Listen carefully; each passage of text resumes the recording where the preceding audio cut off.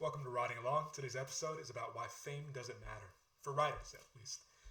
You might think it matters, especially with all this pressure, to have a bestseller.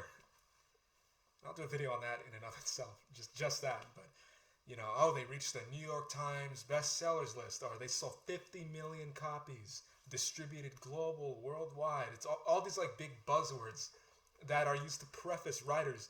I've read plenty of writers. I've plenty of books, all right, that are huge, that are massively popular, and I felt nothing when I read them. I I got sucked into this hype that they had all this reach, this audience. They have all this. What do people call it? Social proof, like this kind of validation of what they wrote. Okay, so it must be significant. It must be better. And of course, if you don't know any better, you kind of subscribe to this. As they, that phrase, drink the Kool-Aid about it, and you're like, okay, cool. But you read these books, and it doesn't equate. I'm not saying fame is equivalent to an ineffective writer, but I'm saying if you're aspiring to be a writer, it's not a prerequisite. It's like not even close to being one. Number one reason is I'm going down on 10. The number one, whichever one matters to you most will matter most. But the first one is impact is not measurable. You can't exactly find a metric on how many people really are reached and react to your book. It's not this content dashboard you can look at. A lot of publishers advertise this. Oh, we can really show you and break down how many people were really affected by what. They can't do that. They know if you bought the book or not. They know if you reacted positive or negative to it, if you ignored their promotional emails. That's all they really get. Maybe just they can use it in a sales copy blurb and extrapolate on that data and use it as further promotional materials. But is that why you're writing? Is that why you're reading? If you're writing for the numbers of it, this channel isn't free. I recommend you leave. I recommend you reevaluate whether you want to be a writer or what you're writing for. And the second reason is who you reach it's infinite. You don't know how many people will be affected by you. The very commonly used mental image of the ripples in a pond. They keep going and going, but it's like if those ripples created other ones too, and it just continues. It's aspiring and moving outward in every direction. You can't look in every direction at once. You don't know if this person who read your book is going to experience their entire life differently because of it. Are there books that you've read that have changed the way you think, that have changed the way you see the world? There probably are. And it's changed the way that you interact with others around you too. And not just with books. Books just have a heavier impact. I really believe they do. You can watch a television series, and that whole series will have an effect on you, temporarily, or for your life, change the way you see a few things. But a book is just a mass, like a density of gravity that will, if you finish it, if you read through it, if you even just read a few pages, it's going to shift, it's going to shape who you are. And because of that, other people, when they interact with you, who they are too is often defined by it. You don't really know who looks to you. Yeah, the one I'm talking to you for inspiration. And if someone does, guess who they're learning from? The person that you've become after reading that book. And they're going to be impacted by that too. And it's just this endless chain reaction, but not just in one direction, in every direction. It has nothing to do with fame. Lots of famous books contain nothing. And I mean they're on every bookstore. There's no point calling them out because it's just wasted energy. But they're on every bookstore, and everybody buys a copy of it, and it's like, oh, cool, this and that. I'm impacted by it, blah, blah, blah. But are they really? Look at their actions. Look at the way they live. Have they really changed after they've read it? Are their mentalities different? Again, not every famous book falls into this category, but I'm saying as a writer, if that's one of the intentions you're coming from, I don't say this often, but no, don't quit, but reevaluate, all right? Just start on step 0 and reassess why you're doing it. You really need it. You don't have to quit, but definitely ask yourself again, what you're looking at it for. What's going to be most fulfilling? The fact is, human impact, human reach is really the only thing. I'm talking selfishly. You may think you're being selfless. Yeah, you're giving something to the world, but you are getting something back. You're getting a sense of your own purpose and identity from it. So be aware and highly conscious of that rather than how many books am I going to sell. Now, fame and reason number 3 is fame after your lifetime may or may not happen. It doesn't matter. You won't be there after your lifetime. Your family, your friends might be. If you don't have any family or friends, who cares? I mean, it's okay. Like, they're not you. And they won't exactly be able to kind of bask in the glory of what you imagine it would be after. It might end up coming to you. It could come to you 300 years from now. I'm not even just saying after your lifetime. I'm talking after a couple lifetimes, which has happened to a lot of works. It's happened with certain works thousands of years after people really rediscover and distribute all around the world. Before, they were just limited to a little town or city that their works were written in. And I'm talking big names as far as the ancients go, right? Reason number 4 is fame is limiting. If you get to that place, you will be kind of trapped. There's going to be a certain expectation on you. And that's not a bad thing because you can grow from that. It's like writing a musical piece in just one scale, right? You got to be aware you can't just veer off into the next one. If that's the rule that was set in place, it doesn't mean you can't break it if you wanted to. But if that's the rule that you set for yourself and you did it on purpose, you did it intentionally, you wrote a sonnet or something, there's certain things you have to abide by. That doesn't mean that's all your writing has to look like. Doesn't mean that's all your music has to sound like, your self-expression, but you're going to be locked into something. And people are going to expect you to deliver the same thing again and again. And it will feel like a little prison that you built for yourself. Reason number 5 is fame gets you too comfortable. How many people know an artist that they've really liked, they've enjoyed their stuff, and then they get famous and they change, not for the better? What's that word? Sold out? Doesn't even just mean they don't have to be a sellout. They can still be true to the art, true to the craft and authentic, and they still bring it, but they don't really produce as much, and what they do produce kind of lost the original edge it used to have. It lost the grit it used to have. It's not coming from a real place anymore. It's done for the sake of it. It's not riveting. It's not world-shatteringly interesting. It doesn't have to be deep. Doesn't have to be profound.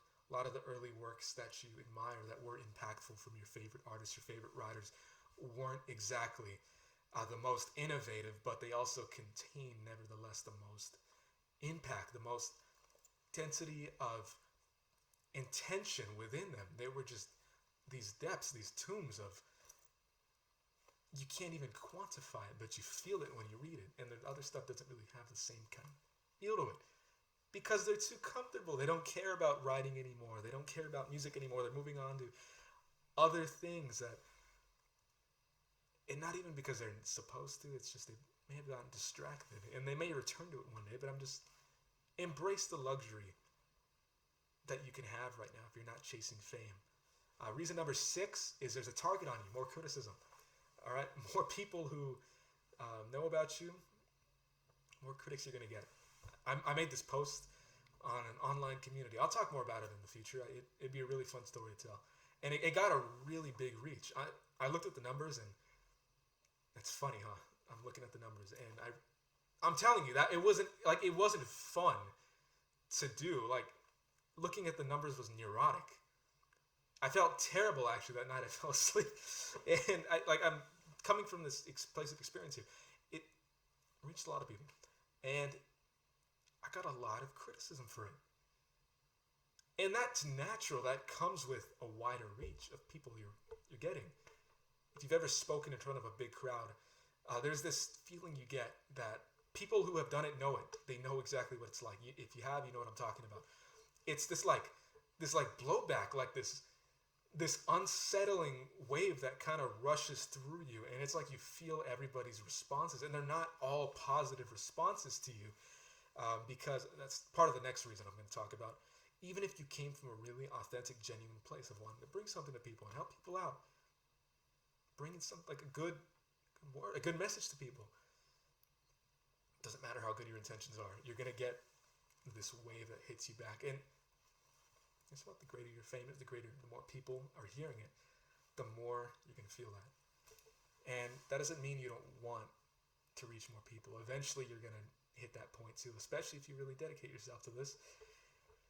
But I'm saying there's a certain, again, reiterating this, there's a luxury in not chasing fame while you're writing. Reason number 7 is misinterpretation. Very interlinked to 6. I can just kind of breeze through this one. There's more people to misinterpret what you meant, which is, again, you will have an authentic message. You will have a story that isn't attacking anybody. It might not even be controversial. It could be the opposite of controversial. You could be talking about feeding the hungry, healing the sick, whatever you want. You can cure a very terrible disease and write about it, and people are gonna misinterpret you somehow, just somehow, because they're distracted, because they had a bad day, because all this stuff, and it's a pain. If you're appealing to this many people, that's gonna happen, and worry about that when you get there. Let that be a high quality problem once you reach that place. And reason number 8 is fame is forgotten. A movie star, there's the Hollywood type of stuff. There's this one, I think they were Hollywood or so. They were really, I guess, technically famous back in their time in the 80s or 70s. But they were just crafted. Like their identity was constructed around the idea of fame. And everything they produced lacked any authenticity. And years later, that illusion crumbled. It fell. I think they were like an imitator of, I don't know, Elvis or something, that they were trying to do that kind of thing. And there's like a weird website. It's kind of creepy when you really look at it, because everything is predefined about them. And it's like, it doesn't feel real. And nobody cares. No one knows the name. Very few people do if you bring it up, because they didn't impact anybody. They didn't really actually have anything to say or give. They constructed their world around being famous. And it left to a terrible legacy. Reason number 9 is it's fleeting. Even in your lifetime, after you might die, people might forget about you. But even while you're alive, if who you are is your fame, and it starts deteriorating, if you're known for how many speakings, how many readings you get, how many public events appearances you can make, and if people stop caring in your lifetime, you're dying before you even are dead. Again, that's a high quality problem you'll have if you get to that point. But you don't want to be chasing that. Reason number 10 is it distracts you from writing itself. This is for a lot of different artistic crafts, but a lot of people need to hear this. Reason number 10 is it distracts you from whatever your craft is, and specifically writing for this channel. Because you're so obsessed with what it looks like, what fame will mean for you, what it'll bring you, before you realize that actually it just brings with it a lot more of just the standard course, part of the course of living. Like magnified, but it's really just the same experience of living. And you're really not in a dramatically different, you don't change. You're the same exact person. And it's very easy to get caught up in this idea that I need to be famous. If you do that, good for you, but trust me on this, you're gonna really forget why you're even writing, why you started with to begin with. And there's always a reason why you started. There's always a reason why you started pursuing some artistic craft. And you don't want to lose touch with that, because the second you do, that was the part of your identity that no one could have taken from you. That was the part of you that was the fundamental foundation that nobody could just pull the rug from, or push. If something is like on a table and it's gonna fall off, right? You push it over. This was your pyramid. This was your, more than that, this was something that unmovable force that you could define yourself by, this foundation. And if you forget about that, if you just get rid of that and ignore it, you lost what was always there for you. You lost what was going to be with you. What was going to be with you there the whole time. Don't lose touch with that. It is more valuable than anything. If fame comes to you, cool. I mean, comment back on your years later and tell me all about it. But don't chase it, okay? As a writer, it is not the place to be. It's not the way to go. And I've seen the destructive effects before my eyes on people who I wanted to see more from writing wise. And it's too much to obsess over. I can't even think about it all the time. I just have to focus on what does matter. And I want you to do the same too. I want you to hold on to that foundation, not because David from Writing Along says so, but because why you write is not going to go anywhere. What's your friend. That's your friend. That's the close companion with you throughout this writing journey, throughout this artistic journey.